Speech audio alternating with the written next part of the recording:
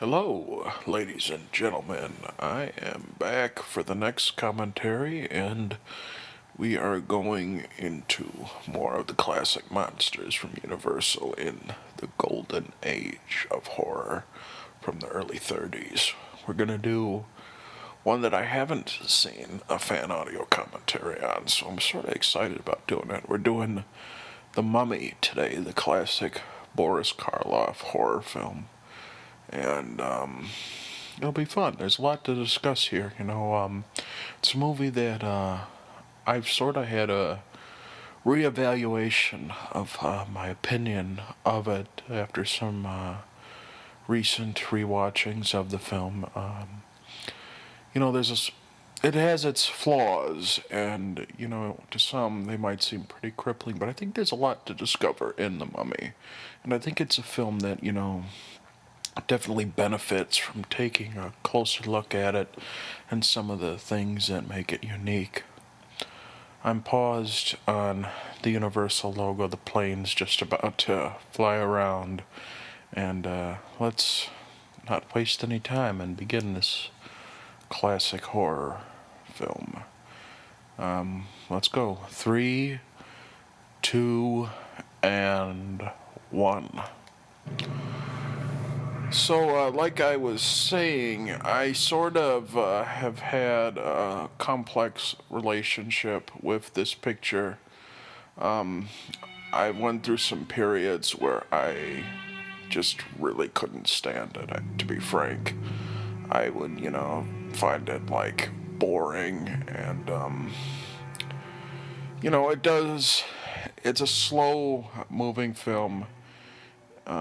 Here we have Swan Lake again, which I just love. It's a third film we've seen it in. You could almost say it's a Karl Freunds trilogy.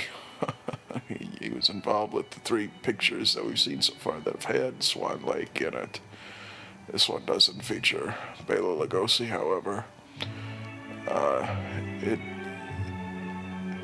This film, like I was saying, I don't want to get too sidetracked, but I just love Swan Lake.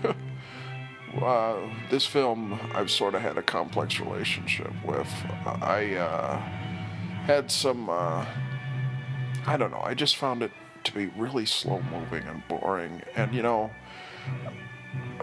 might say, Mike, that's kind of hypocritical of you because you really love Dracula, which a lot of people believe has those problems as well. And, I just think this is Dracula, or I don't know if I don't think this anymore. I think this is Dracula without the best pieces of Dracula. Bela Lugosi, obviously. And, I don't know,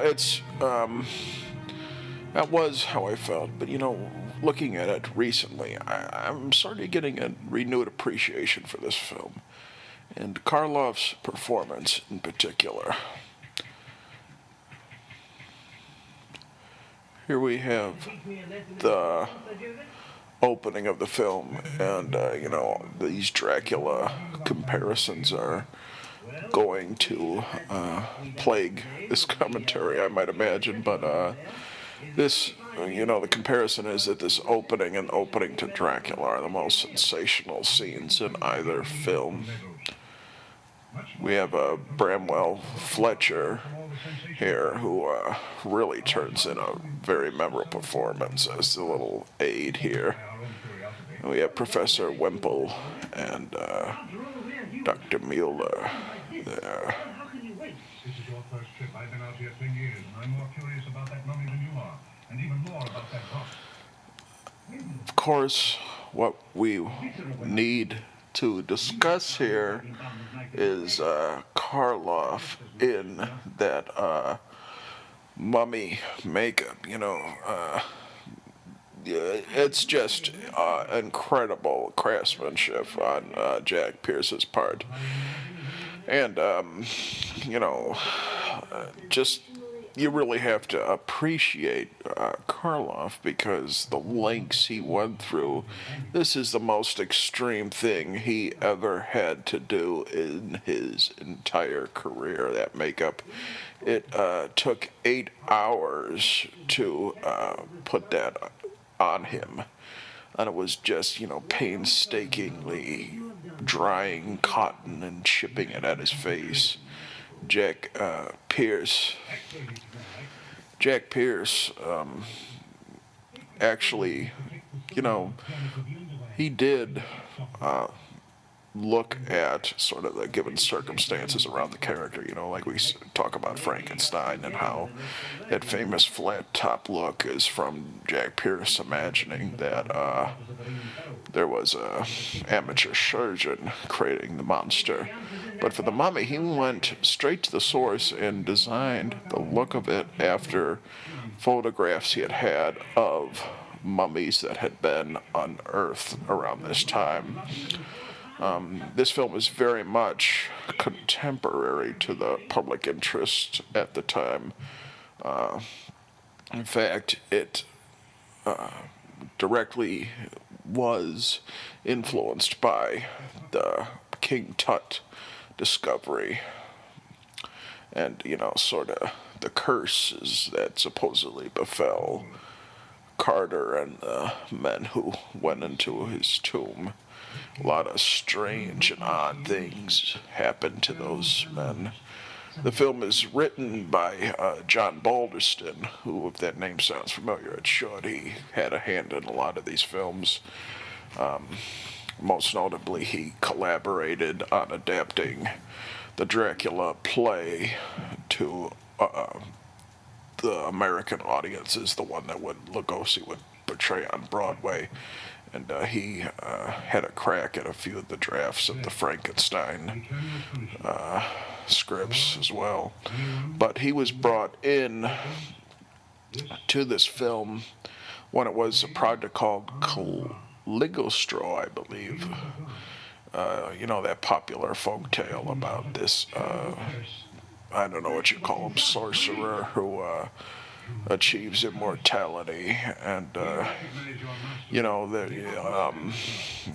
had the same sort of framework as the eventual Mummy film, as you're concerned with immortality and reincarnation, and what Balderston, I think, cleverly did was completely redesign this film to match the Egypt craze, and, just the superstitions that the King Tut story had. He actually was a correspondent, I believe, for the New York Times when they were bringing in the artifacts from King Tut's tomb, and so he was sort of fascinated with it and designed this horror picture as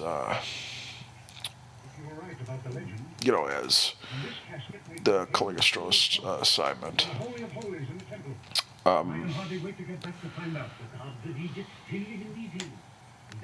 Here we have Edward Van Sloan, who's essentially playing Van Helsing again, and for what Balderston was clever doing with this picture, unfortunately, he's borrowing the same exact framework as Dracula, which we'll see later.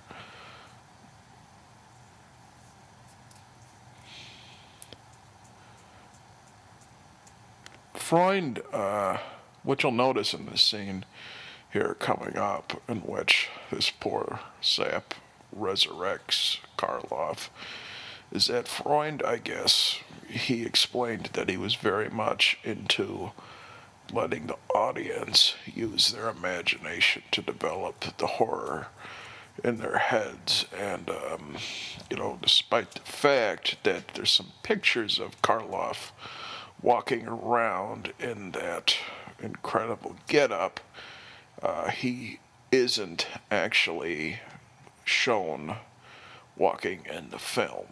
There's some brief shots of him moving his arms down as he's resurrected by this character, but there's not a shot of him like doing that mummy walk, which we've sort of become so accustomed to. The legend of the Hollywood legend, sort of becomes fact. This film is not about that mummy at all. Those were later films from the 40s with Lon Chaney Jr. and Tom Tyler as the mummy. This picture, Freund wanted to leave it to the imagination. So that makeup, you might say, poor Karloff sort of suffered for nothing. But I think Freund actually was pretty intelligent in doing that. You might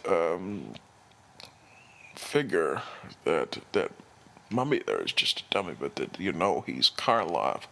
It makes this scene all the more suspenseful.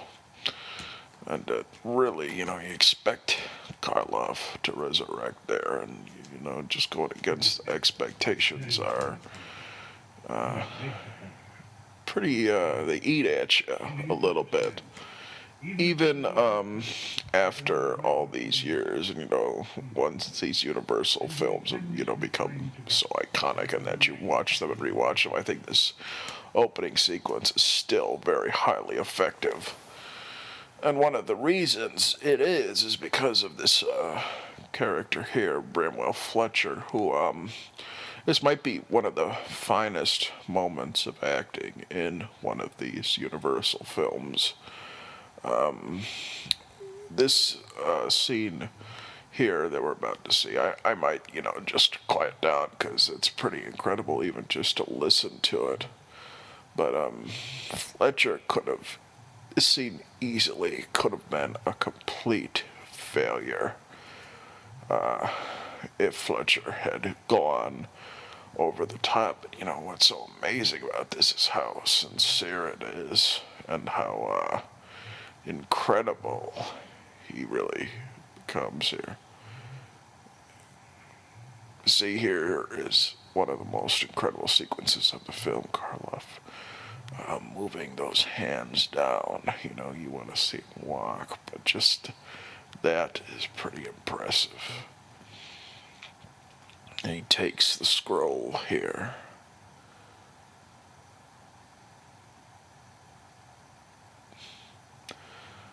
That makeup is so incredible, even on the hands. You see the little patches of dust and cotton kind of fall down there. Jack Pierce, actually, the Hollywood Makeup Association, or one of the trades groups, gave him an award for it, and it's sort of, fun to think about that. Yeah, that's all you see there is his bandages sort of trudge and follow down, and sort of the debris of everything follow him. And that laughter there is like so gut-wrenching. Man, that's such a challenge. After some of these films, they might get accused of having like moments like this where they're a little campy, or maybe not campy, but just like they lose their effect after a little while.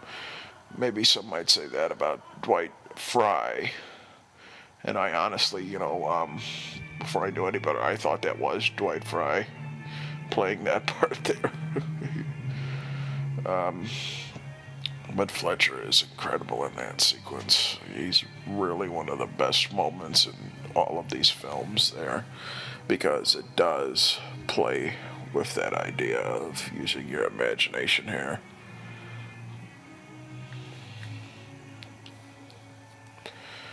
Here we have David Manners, who is the hero of this film, as he was the hero in Dracula.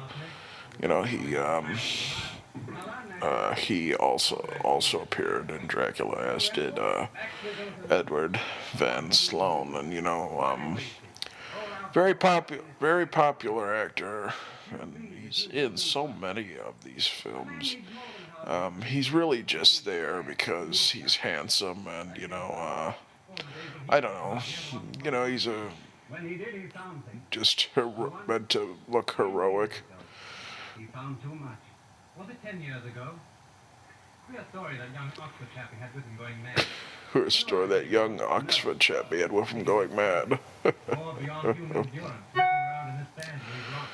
He was laughing when your father found it. He died laughing, in a straitjacket. Your father never explained. But when the best excavator England has turned out, a man who loved him, said he'd never come back here, that meant something. That meant something. Here we have an introduction of Karloff's Imhotep. And actually, this makeup is a little more subtle, obviously, but it's really sort of effective. And I think it's, not just what Pierce does with the dried up face and with the cotton, but I think it's also this costume and how Karloff uses his posture.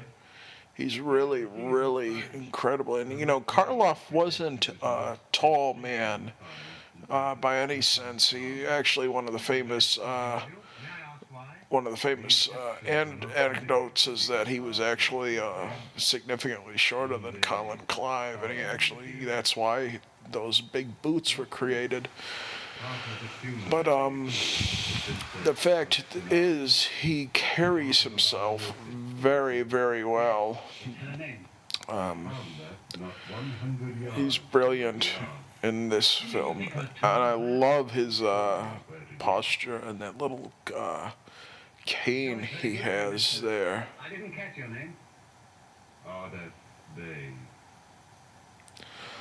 This is actually kind of an important moment in Karloff's horror filmography. He had done some character roles in the talkie pictures, he had done some character roles, but this is the first horror film where he actually has to carry it with dialogue the entire time. And, you might wonder, before this, he had done the old Dark House and Frankenstein, which he had played mute characters. And I think with this film, they sort of had to reevaluate his appeal a little bit. You look at the promotional materials for the old Dark House. They have like a disclaimer that says that this man who's playing the character of the butler is legitimately Boris Karloff, and it's a matter, it's not just a makeup, it's even though it speaks well to his talent, it's something like that. It's a great little promotion, and I think that's what people thought of with Boris Karloff, is that he was just, or at least initially, that maybe Universal thought the appeal of Karloff was that he, was just, could wear those makeups, sort of like Lon Chaney, but, like, people underestimated Lon Chaney's talents as well. And Karloff, I think, really showcased that he was more than the character of the monster, and this character, he has some sympathetic edges, Imhotep, but I think he's a little more macabre. He's more, like I was saying about the comparisons to Dracula. He's more of a Dracula character than a Karloff character. Obviously you feel sorry for him a little bit. All he had to endure and go through, but you'll see the backstory. But he's still, I think, pretty evil and malevolent a little bit, and it's interesting to see Karloff play a character like that. One of the reasons I think maybe that Karloff, aside from like the mystery aspect of Karloff, even though people probably had seen him in other films, but is this about his voice was that distinct lisp, which sort of, it's his trademark. It's why he talks like he was, and he was very self-conscious about it. But I think he really does a great job with his delivery of the dialogue in this picture. Uh, it's very slow and very to the point, and it's kind of creepy, almost like you might say that opening scene with where he meets the David Manners character, Wemple. Uh, it speaks of another similarity to Dracula, that this character isn't mortal. He's, evil and immortal on a different plane of existence, and instead of like Dracula, who has to really be suave and he wants to fit in to the point where, he becomes a member of distinguished society. This mummy wants none of that, and Karloff portrays that really, really well. Here we are being introduced to the female lead of our story, Helen Grosvenor, who's played by Zita Johann, and I know I've mentioned this before in some other commentaries. I like looking at these female characters because sometimes, I don't know, like,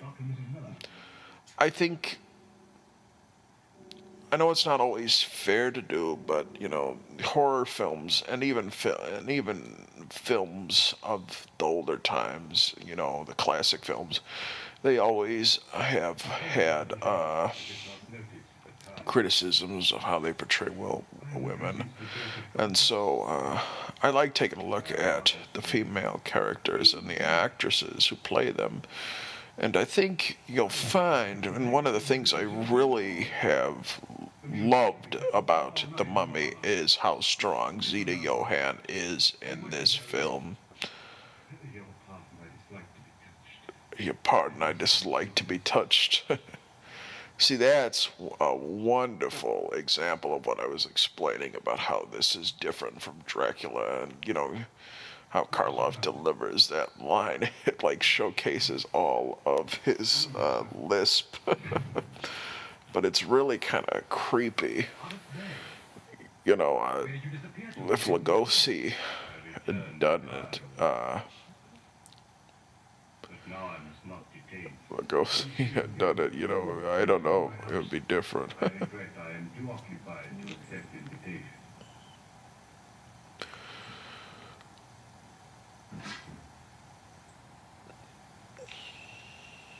Karloff, actually, he was a somewhat appropriate choice to play this role.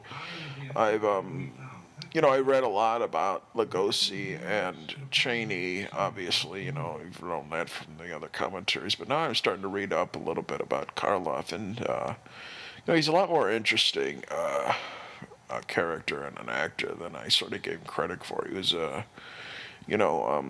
compared to Lugosi and, Chaney and Chaney Jr., he just seems a lot more conventional. He doesn't have that tragic edge as a person, and so I was a little less interested in him just as a person. I mean, I never thought he gave a bad performance or anything. I just preferred Lugosi. I think he gives great performances.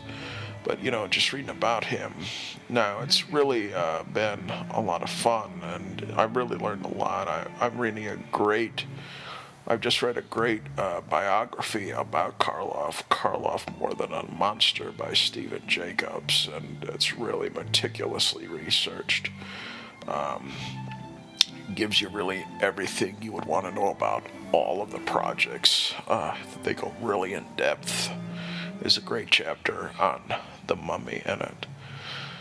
But, long story short, I think he was a good choice for this role because, Karloff was actually Indian, or he had some Indian blood in him on his mother's side. His father was a British diplomat in India, and he was always very self-conscious about that.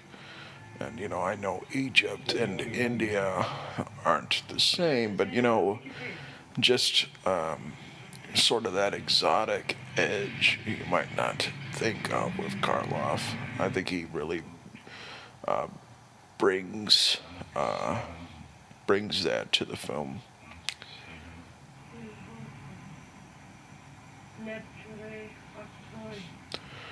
Here we are sort of being introduced to the aspect of the film that, brought what the film was sort of designed around, was this idea of hypnosis and reincarnation.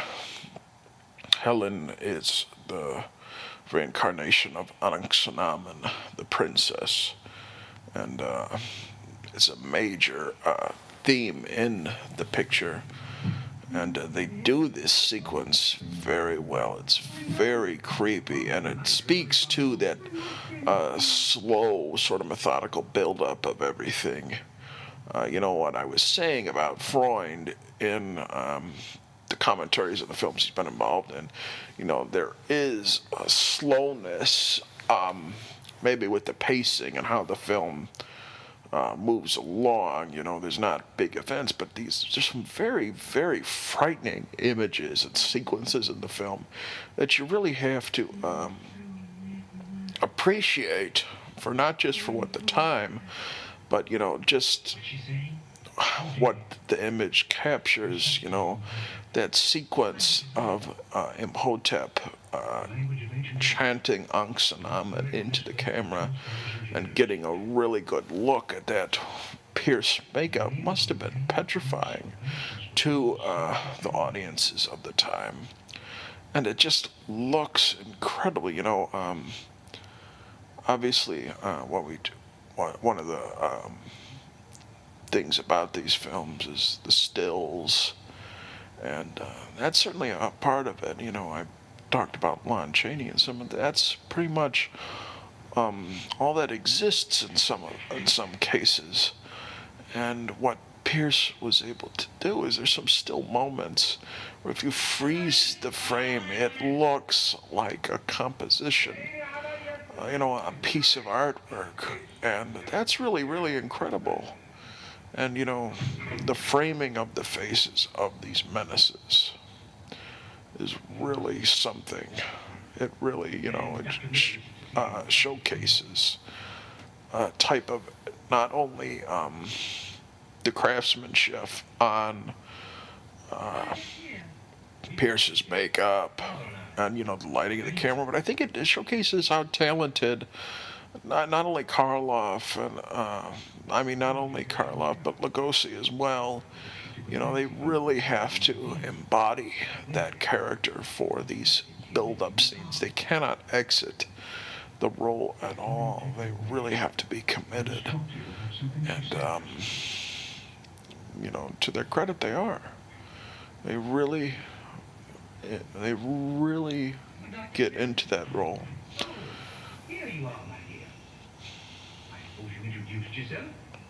Here's another big comparison to Dracula. It starts off in the exotic locale of Transylvania, or in this case, Egypt. Or, this whole film takes place in Egypt, but, it starts off in the tombs, and they've just excavated the mummy, and, the film moves action to these little sitting rooms. And I think it speaks to what Balderston brought to it, because he was initially a playwright, and obviously you have to condense everything a little bit. That's what his Dracula was. It all takes place within one room for the most part, and it's not for people looking for people looking for a lot of action and a lot of breakneck thrills.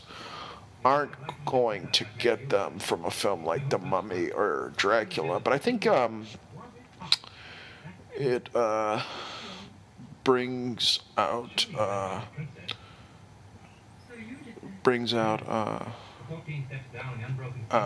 acting. You know, an actor has to really give a strong performance to get attention here. And you know, I don't know. You might argue that Herbert Bunsen doesn't, and maybe David Manners doesn't. But I think in this film, Zita Johann is incredible, and Karloff is obviously incredible. And I think, you know, even Edward Van Sloan, who we talked about from Dracula, you know, he was sort of an underwhelming Van Helsing at times. Yeah, I think he really improves in this film.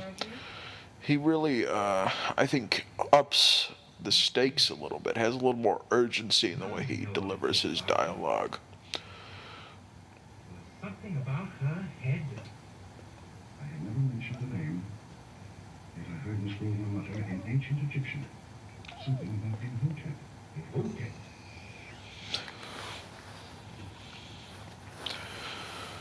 What was this artist doing in the museum? You know, here's something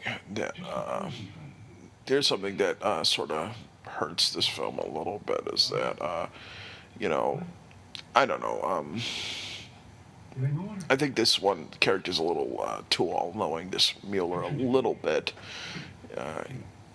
He's just, you know, too driven, and he immediately suspects Ardeth Bay of being the murderer.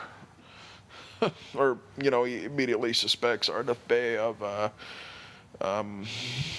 having a connection with Helen, and that's all there is to say, really. You know, whatever.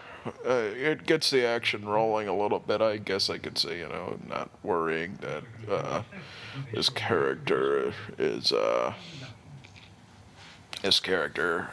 isn't a normal human being, so I pretend for longer than you have to.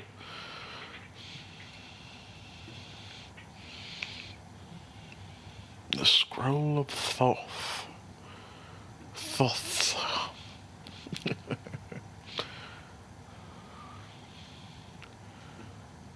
Let me put this here. It'll be more comfortable. You know what?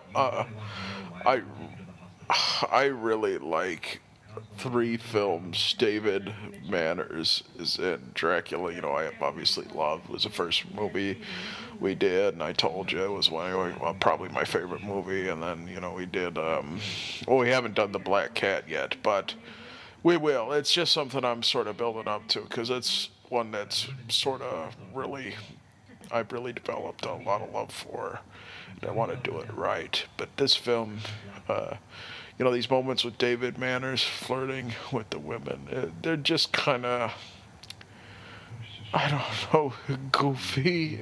You know, he's sincere enough, but he's really, I think he's just sort of playing to the expectations of, you know, what audiences, you know, that they want a little, I don't know if I'd call it melodrama, but theatricality to it. And that's, I think, sort of how I pinpoint David Manners. You know, they want a theatrical, handsome-looking hero, and that's certainly what he was.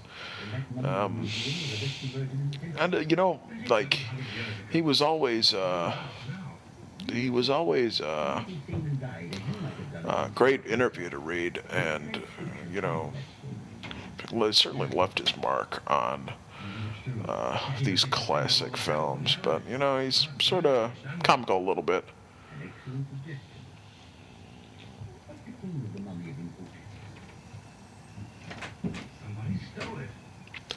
What became the mummy of Imhotep? Yeah, that's another thing. Well, the mummy was stolen. They literally left. There must have been like a second gap. Here we're introduced to Noble Johnson, who we talked a little bit about in the last picture. He is the Nubian, and The poor guy is forced to become Karloff's slave because he's bound by the bloodline, or I don't know how they explain it. It's kind of it's not really all that well developed. He's sort of there because he looks menacing, and he's black, so that's kind of the role that an actor like that could get. But I did mention in the last commentary that he was a friend of Lon Chaney Jr., or not Lon Chaney Jr., Lon Chaney Sr., the Lon Chaney. They grew up together in Colorado Springs, and they were close childhood friends, and he worked undeveloped. They worked, I think, in theater together. And I guess Karloff developed a friendship with him as well, from what I've heard. And, he looks imposing enough, and it's sort of fun seeing him in these films. I mean, I think, you look at actors from this time who are African American, and it's unfortunate to see the kind of characters that they will, but I'd have to think that that there's a great deal of love of acting with those characters. I mean, with those actors, because they would have to love acting, I think, to engage in some of the stereotypes that they're forced to play. And so I have a great deal of respect for them. Even the ones in films like this, and King Kong with those sort of parts, which Noble Johnson was also in, and that one's even worse than anything in this film.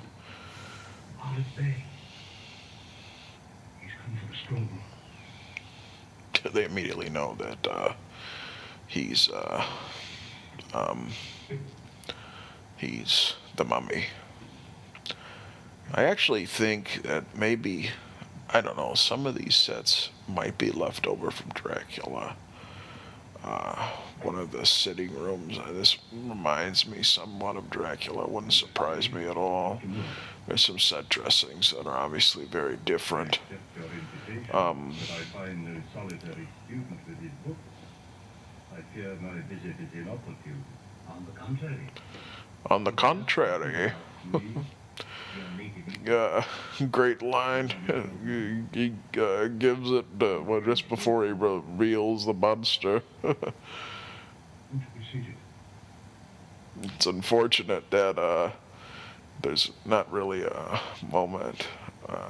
intense moment where Mueller can confront this Imhotep like he did, like Van Sloan did in Dracula. Just wondering how you knew where the tomb of the Princess Ankhesenamon was hidden.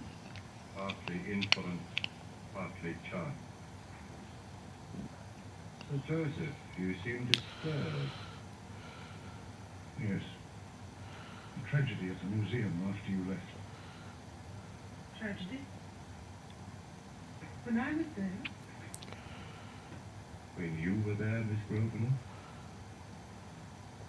Yes, they told me I went there and tried to get in after... See, Zita Johann, I think, sort of what I was discussing about these female characters in these films, they all sort of become, I don't know what you would say, I don't want to say property or whatnot, but they sort of become a ball that these characters have to fight over.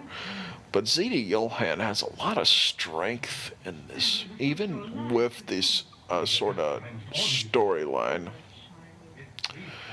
But I think she really is very strong, and there's something exotic about her, and it's not just that she's foreign. I think she really not only plays up the sex appeal, but the mystery of the character very well. This character, obviously you never quite know sort of what's going on with her, because she's under the hypnotic influence of the mummy. And so she's really playing a multitude of characters, really, because obviously this is a reincarnation story Part of which was transcribed when it was first found. Oh yeah, he actually does get a moment. It's not as strong because Lugosi's not there, where they confront Imhotep and he, but it's not as strong. Writers of the 18th century. These are pre-dynastic ideographs. The scroll from which this was copied was stolen 10 years Oh ago. gosh, what was I gonna say? Most incorrect. She's actually playing a number of shades of the character, and she does so pretty well. And she is my favorite Universal heroine. I think in the end of the film you'll see even more so why, because I think that they aren't able to save her in quite the same way as Dracula. She was sort of a prima donna in some ways. I think MGM, from what I've read, tried to develop her as a star, and she was really into the craft of acting, but she was really into the craft of acting, and so when she signed this deal with MGM, she stipulated that the ancient blood, that's the only reference to why Noble Johnson's character has to be a slave. Here's one of the few sequences that, when I was speaking about those great still images, looking directly into Karloff's eyes, and they look like, it's a black and white movie, but you see how yellow, like, they're a moment in a black and white movie where you know what color they are. Going back to what I was saying, she, Zita Johann, a part of her deal with MGM was that she could approve what projects they gave her, and so she actually refused pretty much everyone because she thought they were all terrible. And, she developed a reputation of being extremely difficult to work with. And a project at Universal sort of fell through that she was signed for. And then, she agreed to do this picture because she believed very much in reincarnation. And so she thought that that would be an interesting topic to do. And I guess Universal thought she would be a great horror heroine, and they actually planned for her to be in a few more films, but and she was actually going to be more prominently billed, but that sort of attitude and strong, I don't know, that sharp tongue got her in trouble, and she said, like, a comment about against Carl Laemmle Jr., from what I've read, that sort of wrecked her career, that kind of thing going on over and over again, which is a shame because she was very, very talented. She did not get along with Karl Freunds, the director of this film, at all. Freund was a first-time director, and he actually was put on this project relatively, really close to production. It was sort of a last-minute decision to cast, or to put him in the director's chair, and he had never directed before. And so, what sometimes he'll do is, if in the case of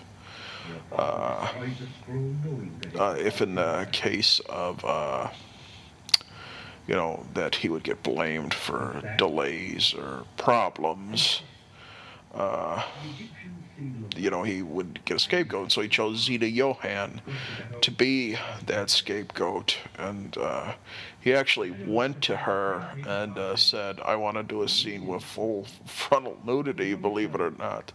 And, Zita Johann, being such a strong person herself, sort of knew he was testing her. And he tried to stand up to her, and actually he was just miserable to her from what I read. It just reads like incessant harassment. There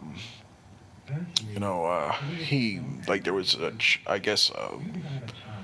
chair, everyone had the chair with the names on, she didn't have one, and he would hold her, he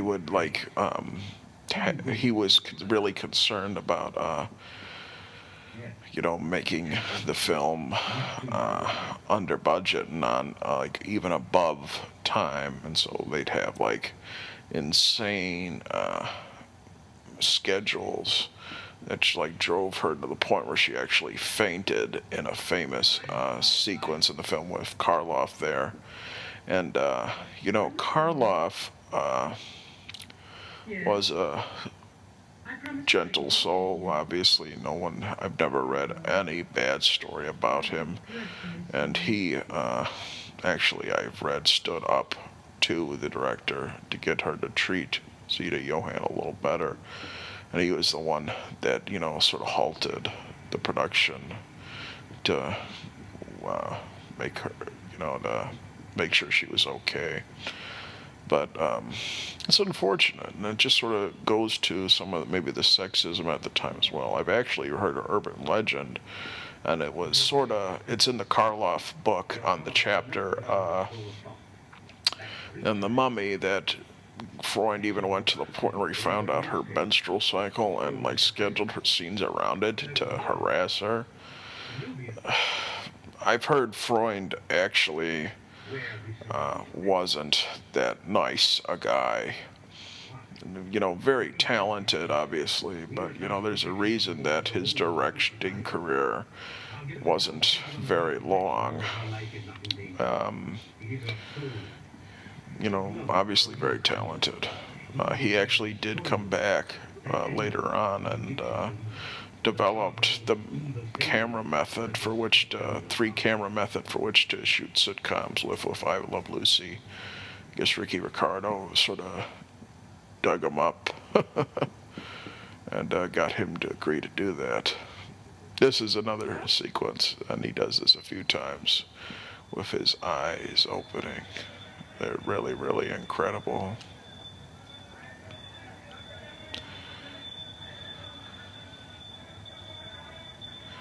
That's that's either a well-trained dog or a really poorly trained dog for this scene. Maybe he's afraid of going into Imhotep's lair, or maybe he's just really, really bad on a leash. It's kind of interesting. Oh, the poor puppy.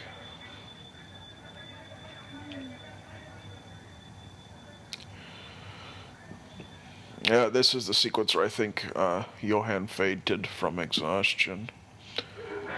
Her career did not last very long after this. She, I guess what I've read is that she became an acting professor and teacher, and I imagine she was a very good one. Looking at her IMDb credits, it looks as though she appeared in a movie in the 80s, and she must have been very old at the time, but it looks like a horror fan found her and cast her in a film. I haven't found it, but I've been meaning to look for it. I don't have the title on the top of my head, but I don't think it'll be a very good film, but I'd love to see what she would have done after revisiting horror after all that time. This is one of the most iconic sequences in the film. You'll not remember what I show you now, and yet I shall awaken memories of love and crimes and death. And then you see the pool start to bubble.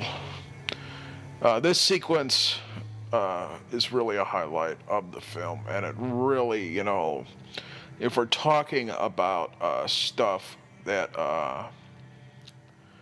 sort of pushed the boundaries of what horror could be, this sequence is, pretty incredible, and extremely, like, it must have been the most shocking moment in the film for audiences.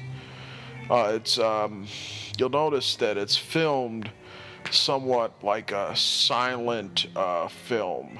They really wanted to have a dreamlike quality to it, and I wish it was. I don't know how you could do it, honestly, but I wish it was sort of projected like that. Karloff, Frankenstein was his 44th film, and he hadn't really done a lot of sound films before then, so he actually had a great deal of experience with that, and he's pretty good in this sequence. I love his expressions here. He really does a wonderful job. His eyes are incredible. That's one of the great things about Karloff that you sort of forget, because his voice was iconic too, but his eyes in this film, they really show how poetic they were. The sequence was going to be a great deal longer. They actually filmed, aside from this origin story of Imhotep, they actually filmed a lot more, sort of explaining the various lives that Anck-se-en-Amon's reincarnation lived in over the centuries. There's a sequence, I think, through the Crusades. I don't know. I know the Crusades is a big one, because there's an actor credited as a Saxon warrior from that sequence, and it's not actually in this film. It was cut out, and it was cut out because they wanted to lessen Zita Johann's screen time, which is really unfortunate. Yeah, you see Karloff, like he's really making bold expressions on his face there. There's some great moments in this sequence. I wish it could be projected a little faster. It would really, nail that home.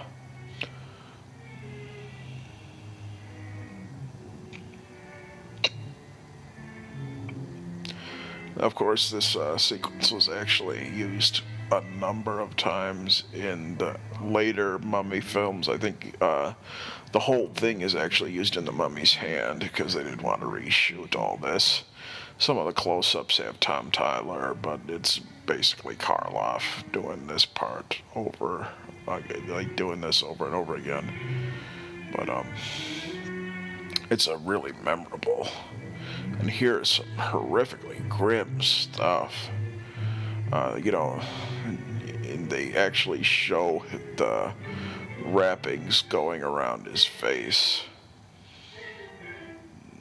Actually, of course, Universal remade The Mummy, and it's a mixed bag. I suppose its heart is in the right place.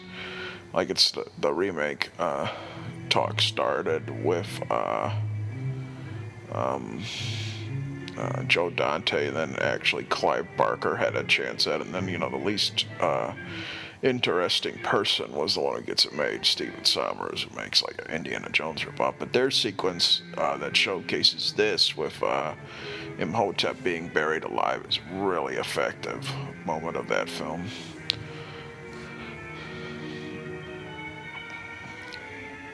Yeah, carving off all the ornate jewelry and prayers. It really drives home the idea, actually it is sort of effective. You'd think that, this is sort of paganism, that might have been a problem with the film, that you know, that they're talking about a pagan religion, but actually, you know, you get the feeling that there's a good and an evil in this universe. That you know, Isis and Anubis, I would reckon. It really, you know, it still works. Like, and sort of, you know, I don't know, simplistic good and evil, sort of.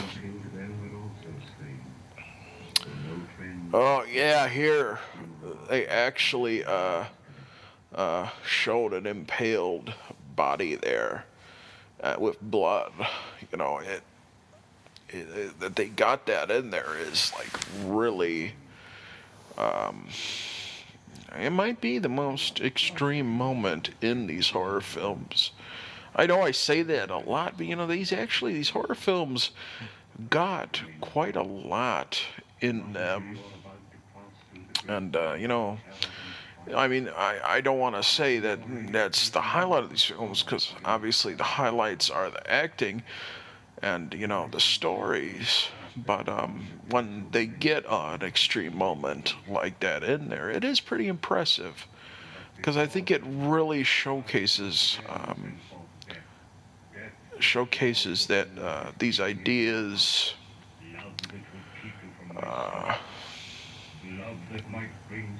I don't know, like I don't know. I sort of get a joy out of it. These extreme moments in the horror films, because they showcase that, you know, horror, you know, has always been around, and that there's always been sort of a perverse enjoyment for extreme horror. And these horror films were done so well, and they really. Oh, the poor dog, Wolfram. That's how you know that this guy is really hardcore evil. You know, as soon as you saw Imhotep sort of stroking that sinister looking white cat, you know that poor Wolfram was in danger. Oh. Helen, where have you been? Karloff would go to You've hunted everywhere. England after this to do a film, The Ghoul. He actually went to England, they shot it there, and it's about Egypt and Egyptology. It was another one where he wore an extreme makeup, and he didn't really talk all that much in it. But I'm surprised that they didn't make an actual sequel to this. You know, they obviously did the Tom Tyler Mummy's Hand movie, which is more of a B, like swashbuckler, I guess. You know, it's I mean, obviously it's very different in tone from this film, but I think they could have done something with this film, you know, just the idea of reincarnation and living again. They could have conceivably have brought back this character a lot easier than they could, you know, Dracula or the Mummy. We know that you were with Odyssey.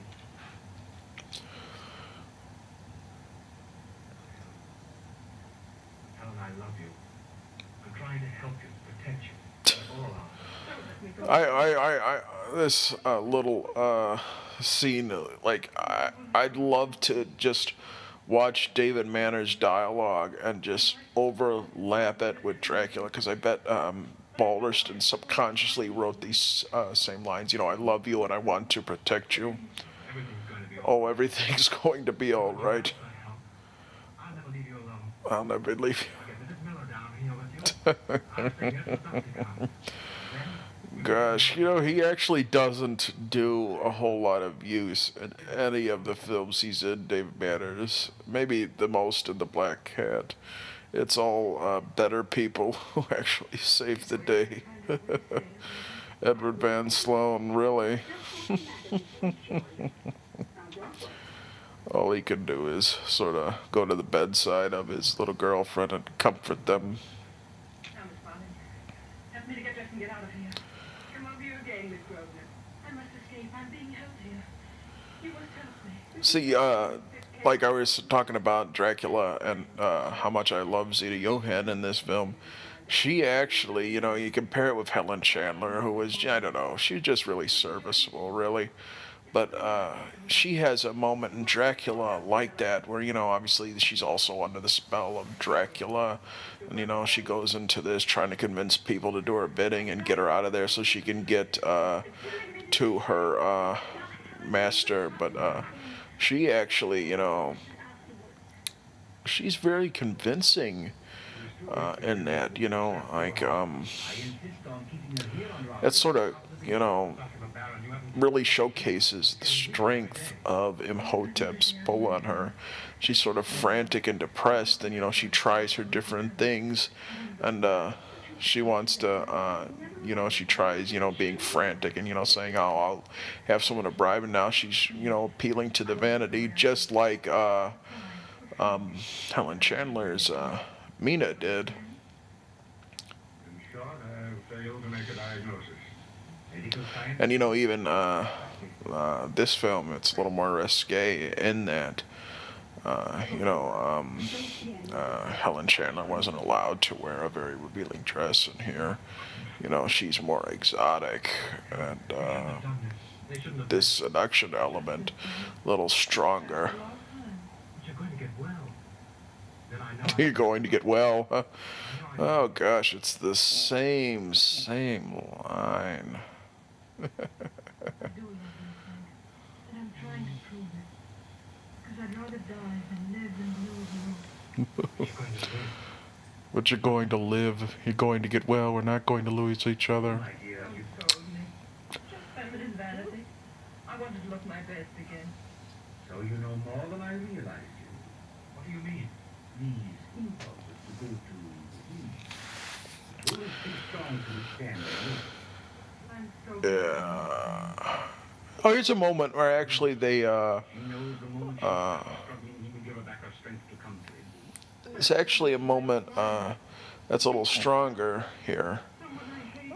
Be someone else, someone I hate. Yeah, it's a little stronger than Dracula in that she actually does take part in the bringing down of Imhotep. I don't want to be someone I hate, but she Arthur has beaten me. Next time he draws it to him, he must I don't know. You might say that it's just sort of the same sort of deal, but I think this is actually a little stronger in that Helen realizes that she's the one who actually has to fight the mummy. She's the one that goes to the mummy.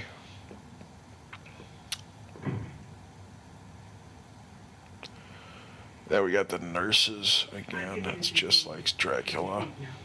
I'll go to bed. All right. I'll wait here till Dr. Miller comes. Good night. Good night. Dr. Muller. What kind of doctor is Dr. Muller? That's another underdeveloped thing. You read that he's an Egypt mythologist now. They sort of present him as a sort of medical doctor. Yeah.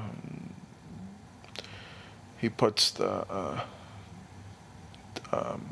little thing of Isis, which is sort of a cheap substitute for garlic and holy water on the door there.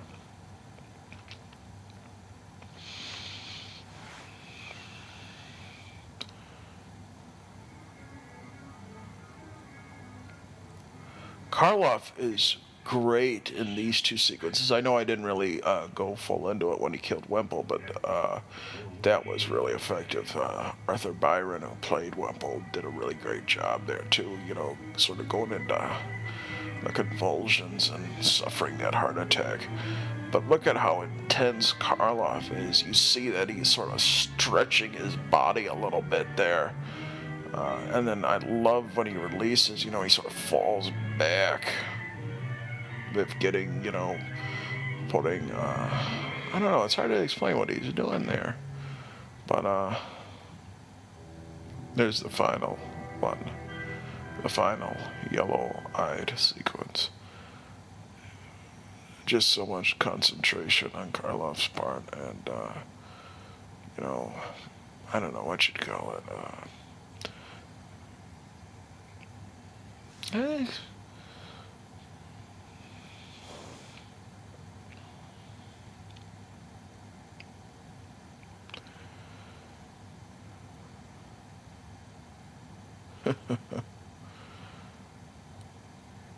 here's Where are we? going back to But this is not the temple. going back to Anck-se-en-Amon.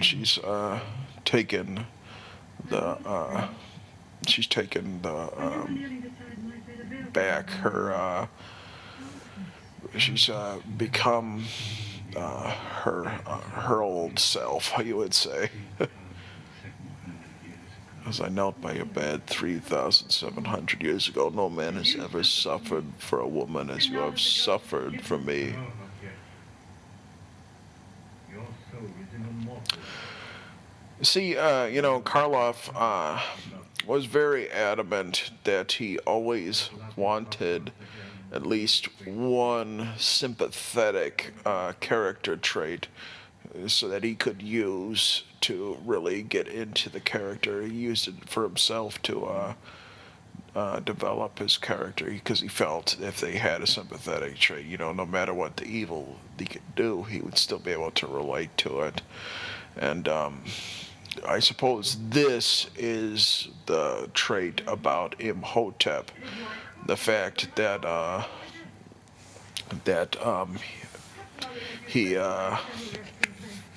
he suffered for this. He suffered for Anck-se-en-Amon, but you know, I don't know. That's somewhat troublesome in a way. Like I don't think it's. I don't agree. Like if that's what Karloff thought, I don't necessarily agree with it. You know, it just it's just a a thing about men fighting over women, which some people might argue that that's what all these films are about. But I think this one I think is like Dracula in the sense where he's another malevolent monster.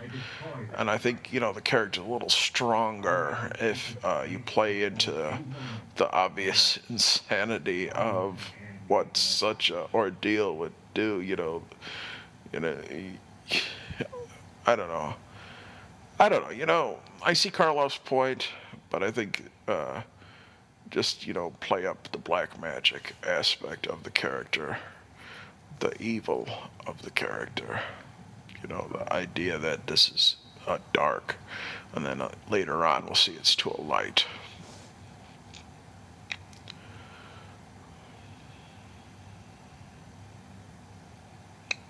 What great use of lighting here. It reminds me somewhat of what was done in the last film we did, Murders in the Rue Morgue, those sequences at the carnival with all those shadows. And on the streets of Paris as we're seeing those thugs. And there's a great little thing with Noble Johnson there when he's turning that cauldron and like the light going into his eye. That's really incredible. And, that's an improvement over Dracula. And, that once that film leaves Transylvania, it doesn't, the lighting isn't quite as impressive. Then I will read the great spell with which Isis brought Osiris back from the grave. Thou shalt rise again. No. No, I'm alive. I'm young. I won't die. So you're going back off of there. But now you belong with the dead. I loved you once, but now you belong with the dead. I'm an Anck-se-en-Amon, but I'm somebody else too. Somebody else too. I want to live, even in this strange new world. For thy sake I was buried alive. I ask of thee Only a moment of agony. Only so can we be united. You see on her face there that she's sort of going in and out of the character. She also has eyes that really are incredible. You know, you sort of see going back, and to the credit here, to her credit here, you don't know if she's playing at what point she's actually Helen or an Anck-se-en-Amon, or Helen playing to be an Anck-se-en-Amon. Save me from that mummy! It's dead! Save me! He also has a ring, just like Dracula. I wonder if the moments of Dracula actually didn't use his ring in the original one, but he sort of did it in House of Frankenstein. I wonder if that's sort of borrowed from here. Forrest Ackerman actually, I think, owned that ring later in his life, part of all the collections that he had. Yeah, just like Dracula, these two stumble upon Helen, but stumble upon the heroine right in the moment of danger.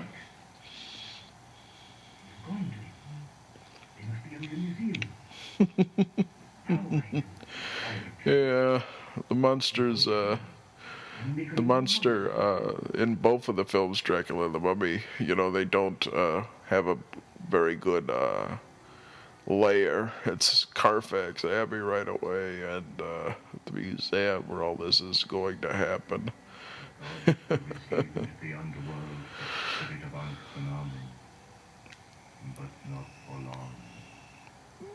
Osiris will release thy soul. Yeah, look at that lighting there. You see, it's one of the few moments where they sort of effectively capture the flames flickering in black and white. And Karloff, just that incredible makeup. It really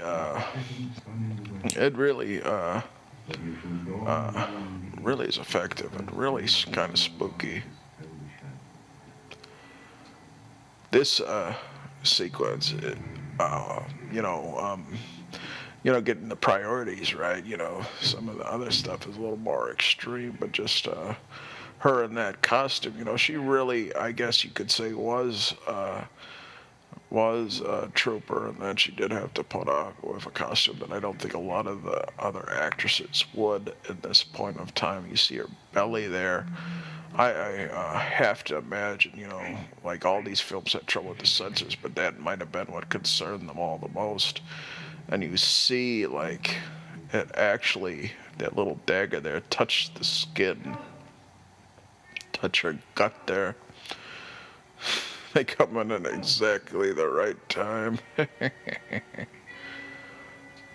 All right, I've sort of been hinting at this one, but this I think is really extremely effective, where she actually saves herself, and then there's good to the evil in this world. That's really effective. Or I don't know if you'd say Helen saves herself, but I think she does. I'd like to think that happened. That she does, realize that she does realize that, that even her old self is an identity, and it's not just Imhotep, and she goes to the good of her old identity, and even her old identity frees herself from Imhotep. It's really Anck-se-en-Amon that is the one who saves the day here, or saves Helen. There's a little aspect of John P. Fulton. Her love for you may bridge the centuries. Yeah, it would have been more effective had they actually had that flashback.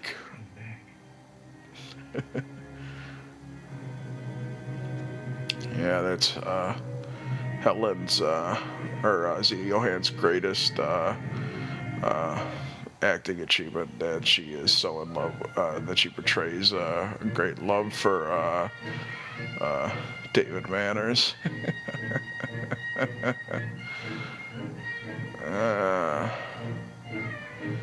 Imhotep, Boris Karloff. This was actually the first film where Boris Karloff was credited as Karloff of the Uncanny, just sort of going into the legend. And Henry Victor was the one who played that Saxon warrior. He was a pretty popular character actor, and this, I think, was one of his first films. It's a shame that footage doesn't exist. There's so many lost footage from these Universal films that is just gone, and it would just give you a little extra look into those classic films. They'll probably never find it, and it's a shame. I think The Mummy has some problems, and I know I talked a lot about it being similar to Dracula, but I think there's enough moments where it becomes its own film, and moments where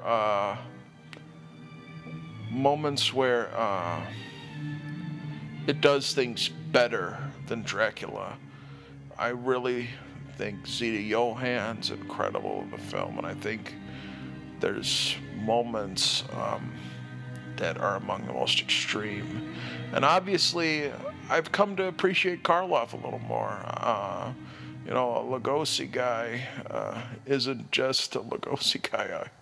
You can't be just a Lugosi fan. You really have to appreciate Karloff and his impact on motion pictures. And, I think, like Karl Freund and even Karloff, I think, thought this too, that this movie has a great deal of imagination. And it's a movie I'm glad that I've sort of reassessed. And I hope you guys enjoyed it. And I hope it was a good commentary. Until then, we will see you. Circumstances around the character, like we talk about Frankenstein and how that famous flat top look is from Jack Pierce imagining that there was a amateur surgeon creating the monster. But for The Mummy, he went straight to the source and designed the look of it after photographs he had had of mummies that had been unearthed around this time. This film is very much contemporary to the public interest at the time. In fact, it directly was influenced by the King Tut discovery and, sort of the curses that supposedly befell Carter and the men who went into his tomb. A lot of strange and odd things happened to those men. The film is written by John Balderston, who, if that name sounds familiar, it should. He had a hand in a lot of these films. Most notably, he collaborated on adapting the Dracula play to the American audiences, the one that Lugosi would portray on Broadway.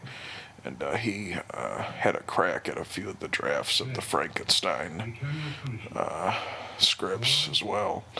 But he was brought in to this film when it was a project called Caligostro, I believe.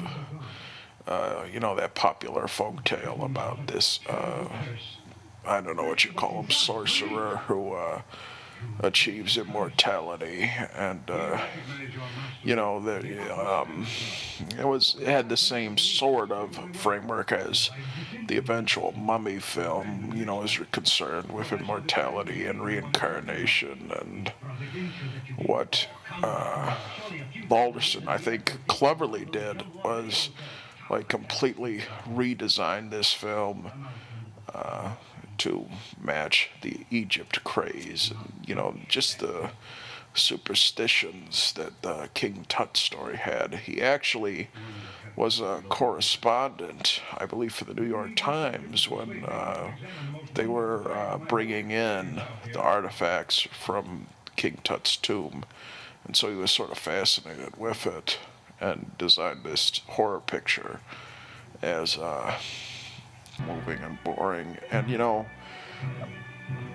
might say, Mike, that's kind of hypocritical of you because you really love Dracula, which a lot of people believe has those problems as well. And, I just think this is Dracula, or I don't know if I don't think this anymore. I think this is Dracula without the best pieces of Dracula.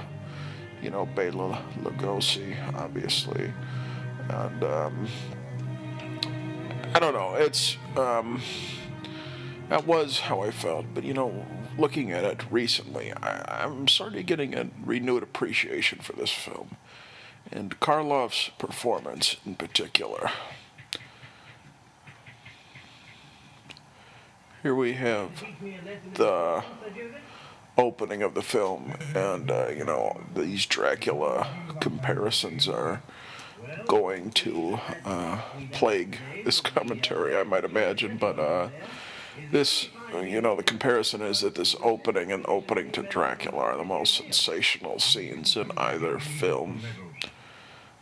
We have Bramwell Fletcher here, who really turns in a very memorable performance as the little aide here. And we have Professor Wimple and Dr. Mueller there. This is your first trip. I've been out here 10 years, and I'm more curious about that mummy than you are, and even more about that box. Of course, what we need to discuss here is Karloff in that mummy makeup. It's just incredible craftsmanship on Jack Pierce's part. And,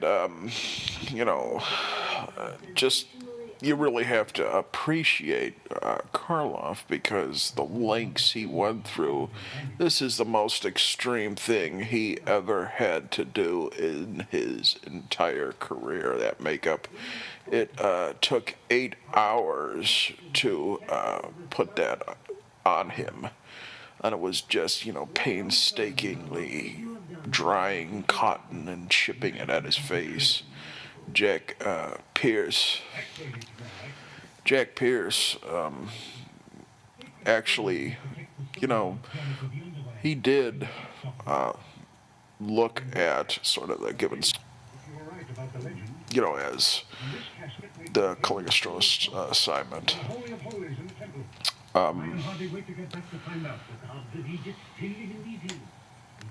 Here we have Edward Van Sloan, who's essentially playing Van Helsing again, and for what Balderson was clever doing with this picture, unfortunately, he's borrowing the same exact framework as Dracula, which we'll see later.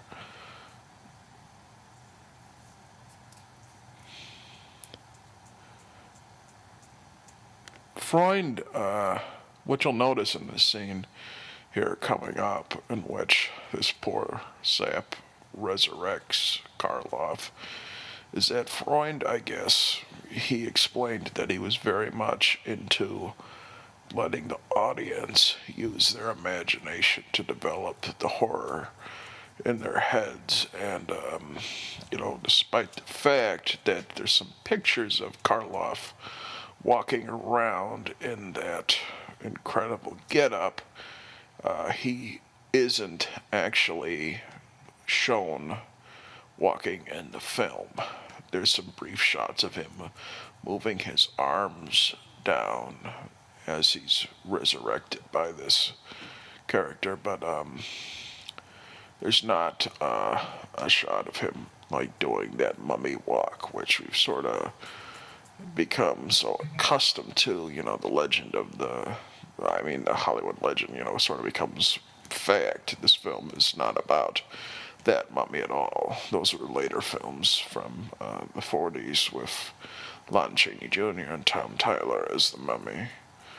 This picture, Freund wanted to leave it to the imagination. So that makeup, you might say, poor Karloff sort of suffered for nothing. But I think Freund actually was pretty intelligent in doing that. You know, you might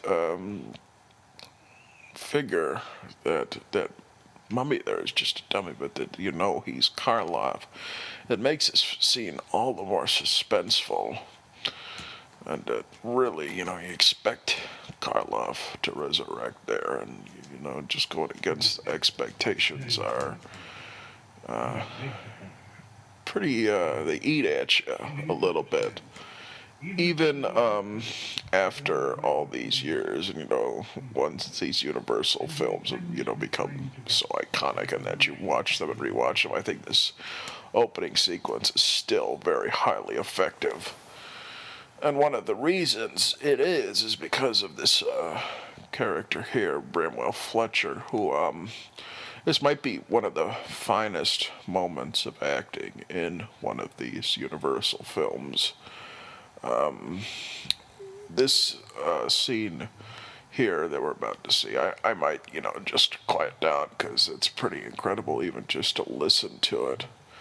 But Fletcher could have, this scene easily could have been a complete failure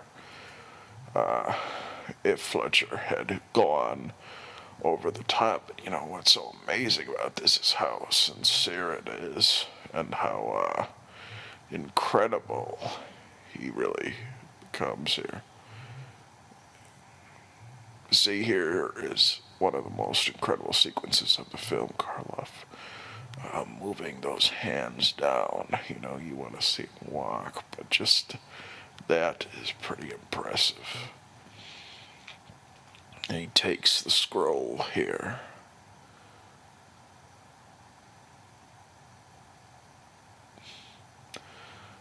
That makeup is so incredible, even on the hands. You see the little patches of dust and cotton kind of fall down there. Jack Pierce actually, the Hollywood Makeup Association, or one of the trades groups, gave him an award for it, and it's sort of, you know, fun to think about that. Yeah, that's all you see there is his bandages sort of trudge and follow down, and sort of the debris of everything follow him. And that laughter there is like so gut-wrenching. Man, you know, that's such a challenge, you know, I mean, you know, after some of these films, you know, they might get accused of having, like, moments like this where they're a little campy, or maybe not campy, but, you know, just, like, they lose their effect after a little while, you know. Maybe some might say that about Dwight Fry, and I honestly, you know, before I knew any better, I thought that was Dwight Fry playing that part there. But Fletcher is incredible in that sequence. He's really... Hello, ladies and gentlemen. I am back for the next commentary, and we are going into more of the classic monsters from Universal in the golden age of horror from the early 30s.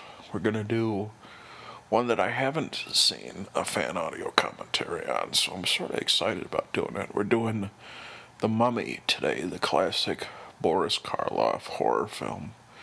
And it'll be fun. There's a lot to discuss here. You know, it's a movie that I've sort of had a reevaluation of my opinion of it after some recent rewatchings of the film.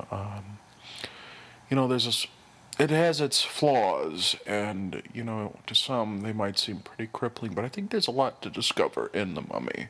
And I think it's a film that, you know, definitely benefits from taking a closer look at it and some of the things that make it unique.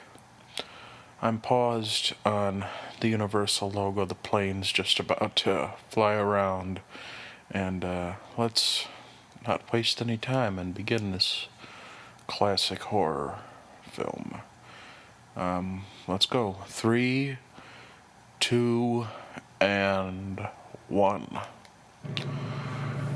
So, like I was saying, I sort of have had a complex relationship with this picture. I went through some periods where I just really couldn't stand it, to be frank. I would, find it, like, boring, and, it's a slow-moving film. Here we have Swan Lake again, which I just love. It's a third film we've seen it in. You could almost say it's Karl Freunds' trilogy. He was involved with the 3 pictures that we've seen so far that have had Swan Lake in it. This one doesn't feature Bela Lugosi, however. This film, like I was saying, I don't want to get too sidetracked, but I just love Swan Lake. This film I've sort of had a complex relationship with. I had some, I don't know, I just found it to be really slow.